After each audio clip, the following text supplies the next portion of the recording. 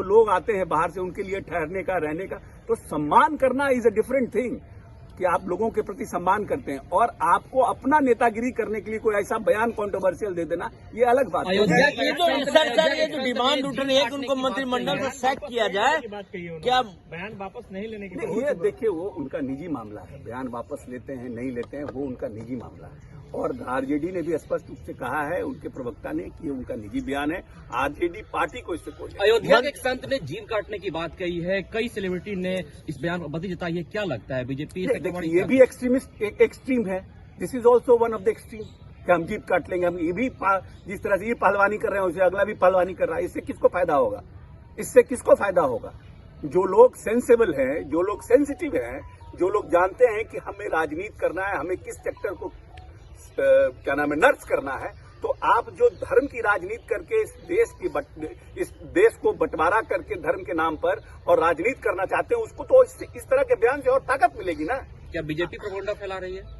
क्या बीजेपी को तो फायदा ही हो रहा है इस तरह के बयान देने से। अच्छा सर, ये जो मांग उठ रही है कि उनको मंत्रिमंडल, हम उस बयान से हम तफरका रखते हैं। हमको लगता है कि उनका बयान जल्दीबाजी में दिया गया बयान है और कहीं न कहीं उनके जो बहुत थॉटफुल बयान नहीं है। रामचरितमानस सनातन हिंदुओं का धर्म ग्रंथ है और इसके ऊपर बहुत से लोगों का विश्वास है। आज भी जो हिंदू परिवार है उसके यहाँ पर सुंदरकांड रामचरितमानस का बजाबता हर रोज पाठ होता है। उसके बाप दादा, उसके माता पिता रामचरितमानस का पाठ करते हैं, रामचरितमानस की चौपाई को पढ़ते हैं, सुंदरकांड का पाठ होता है। तो वैसे चीजों के ऊपर किसी तरह का इस तरह का बयान देना ये उचित नहीं है। और जिस चौपाई का उन्होंने उल्लेख किया है, वो चौपाई को उन्होंने जो कहा है कि मैं अधम जाति विद्या पाए, भयउ जथा अहि दूध पियाए, मतलब कि उन्होंने इसको इस तरह से पुटअप किया है कि जो छोटी जाति के लोग हैं, अगर वो विद्या पाते हैं तो वो एक तरह से सांप को दूध पिलाने के भांति है। इस तरह से उन्होंने प्रोजेक्ट किया है। मगर ये तुलसीदास जी ने ये नहीं कहा। ये कहीं न कहीं किसी उदाहरण का, किसी न किसी चौपाई को उन्होंने जो पुटअप किया है वो दूसरे तरह का है। वो पंक्ति काक भुसुंडी जी का है। संदर्भ यह है कि वह अपने शैव गुरु के पास शिक्षा लेने गए थे। तब गुरु ने कहा था कि शिव राम के भक्त हैं।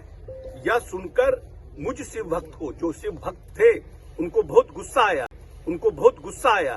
तब उन्होंने क्रोध का कारण बताते हुए कहा कि मैं अधम जाति का होने के कारण विद्या पाकर उसी तरह हो गया था जिस तरह से सांप दूध पीकर हो जाता है। इसलिए आप किस चीज को कहाँ पुटअप करते हैं वो भी बहुत इंपॉर्टेंट है तो चौपाई, लेकिन किस संदर्भ में वो चौपाई कही गई है ये भी तो प्रोजेक्ट करिए, ये भी तो लोगों को बताइए। अगर इस तरह से आप रामचरितमानस की चौपाई को लोगों के बीच में रखिएगा और आप प्रदेश के शिक्षा मंत्री हैं रखिएगा, तो लोगों में जो नौजवान लोग हैं उनमें भ्रम पैदा होगा कि ये रामचरितमानस सही नहीं है, जबकि रामचरितमानस पर विश्वास हजारों साल से लोगों को है। महर्षि वाल्मीकि जी ने लिखा था तब रामचरितमानस इतना पॉपुलर नहीं हुआ था क्योंकि वो उनकी भाषा बहुत क्लिष्ट थी। और उसके बाद तुलसीदास जी ने उसको सिंप्लीफाई किया और तुलसीदास जी ने उसको सिंप्लीफाई करके उसको जन जन तक पहुंचाया।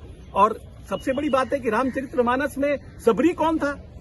रामचरितमानस में वो नाविक कौन था? मलाह कौन था जिन्होंने भगवान राम को पार कराया नदी? तो पूरी रामचरितमानस तो जो कहता है में जो दोहा है उसमें एक और चौपाई है, जाति पाति धनु धर्मु बराई, प्रिय परिवार सगन सुखदाई, सब ताजी तुम्हारी रह उराई, तेही के हृदय रहु रघुराई। मतलब गोस्वामी जी महर्षि वाल्मीकि के माध्यम से कहते हैं कि प्रभु श्री राम जात पात धन धर्म बरप्पन सब जिसने छोड़ दिया है उसी के हृदय में विराजते हैं। तो आप कॉन्ट्रडिक्शन को कैसे कॉन्ट्रडिक्ट कर रहे हैं? एक चौपाई बोल करके आप पूरे देश में गलत है। पूरा बहुजन भगवान श्री राम चरितमानस पर विश्वास करता है और उसके रामचरितमानस के प्रति अपना श्रद्धा रखता है। वापस लेना चाहिए उनको। बयान आज कैबिनेट में आपकी भेंट होगी उनसे, क्या इस पे बात होगी कि आपने ऐसा जो बात दी? हमको लगता है कि जब आरजेडी ने उनकी अपनी बात आरजेडी ने उनसे वापस ले लिया है, आरजेडी ने कहा ये उनका व्यक्तिगत मामला है, उसके बाद वो उनका व्यक्तिगत मामला है। इसलिए उस पर हम ये मानते हैं कि हम लोग को एग्जिस्टेंस विश्वास करते हैं कि किसी भी धार्मिक ग्रंथ जिस पर कि हिंदू भावनाओं का आदर है, सम्मान है, मुस्लिम भावनाओं का आदर सम्मान है, सिख भावनाओं का आदर सम्मान है, हम गुरुवाणी पर क्यों, गुरु ग्रंथ साहब पर क्यों बोलेंगे, हम कुरान पर क्यों बोलेंगे, हम बाइबल पर क्यों बोलेंगे, उसी तरह हम रामचरितमानस पर क्यों बोलेंगे, हम भागवत गीता पर क्यों बोलेंगे। इस पर धार्मिक आस्था जुड़ी हुई है। इस बयान से सर पार्टी का क्या स्टैंड है, एक बार क्लियर कर दें, जेडीयू का क्या स्टैंड है? जेडीयू का तो हम बताएं कि को एग्जिस्टेंस का हमारा स्टैंड हमेशा को एग्जिस्टेंस का स्टैंड है। हमारे नेता को एग्जिस्टेंस पर बिलीव करते हैं, वो हिंदू धर्म के प्रति भी आस्था रखते हैं, मुस्लिम धर्मों के प्रति भी सम्मान और प्यार रखते हैं। और यही कारण है ना कि हमने आपको बताया कि मनेर शरीफ, फुलवारी शरीफ, मित्तन घाट, बिहार शरीफ, सब जो सूफी सेक्टर है इसको माननीय नेता ने डेवलप किया है। और गुरु गोविंद सिंह की जयंती 250वां किस तरह से बनी, अब आप जाके देखिए, आज से 15 वर्ष पहले पटना सिटी का गुरु गोविंद सिंह का जो जगह था वो क्या था और आज क्या हो गया है, कैसे जो हर साल जो गुरु गोविंद सिंह की